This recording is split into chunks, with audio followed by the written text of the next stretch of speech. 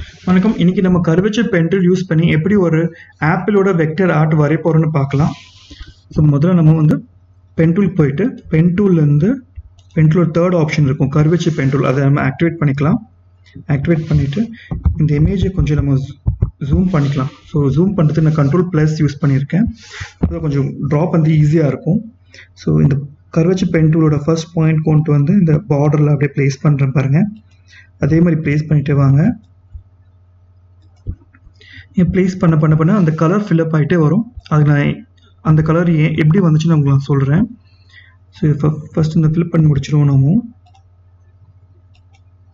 Okay, so இந்த ஒரு colour வந்து நமக்கு ரேண்டமாக ஃபில்அப் ஆகிடுச்சு. இது எப்படி நம்மளுக்கு வந்துச்சுன்னா, நம்ம அந்த ஷேப் பக்கத்தில் இருக்கிற இந்த ஃபில்ல என்ன கலரோ அந்த கலர் தான் உங்களுக்கு இங்கே ஆக்டிவேட் ஆகும். இப்போ நான் அந்த க்ரீன் கொடுத்துட்டேன், அந்த க்ரீன் ஆக்டிவேட். ஸோ என்ன கலர் வேணுமோ நீங்கள் அதை இந்த மாதிரி நீங்கள் சூஸ் பண்ணிக்கலாம். ஒரு லைட் ரெட் கலர் சூஸ் பண்ணியிருக்கேன். ஸோ இந்த கலர் உங்களுக்கு ஆக்டிவேட் ஆகிடுச்சு.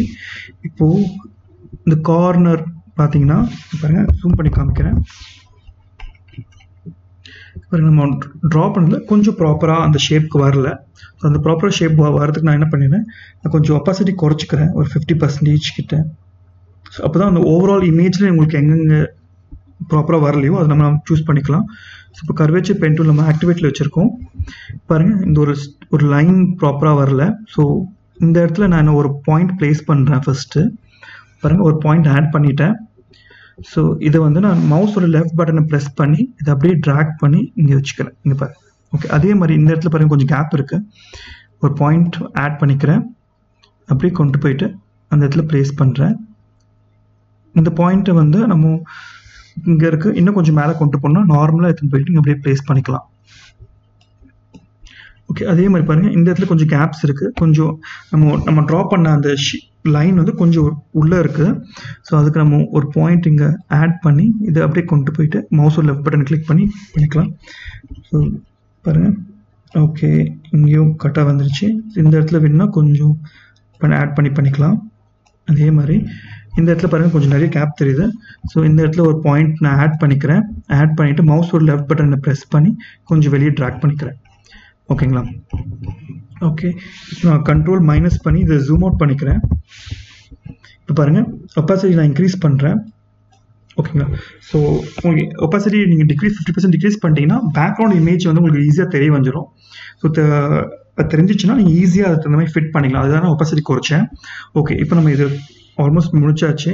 இப்போ நம்ம ஒரு சிம்பிளாக ஒரு எலிப்டிக்கல் ஷேப் ட்ரா பண்ண போகிறேன். ஓகே, ட்ராப் பண்ணி இதோட கலர் வந்து நான் கொஞ்சம் டார்க் ரெட் கொடுத்துட்டு இதை கொண்டு வந்து இந்த இடத்துல ப்ளேஸ் பண்ணிக்கிறேன். அந்த ஆப்பிளோட டெப்த் உள்ள காமிப்பாங்க இல்லையா, மேலே டாப்லேருந்து உங்களுக்கு. ஸோ அதை நம்ம இது பண்ணியிருக்கேன். ஓகே, இப்போது Curvature Pen tool எடுத்துக்கிறேன்.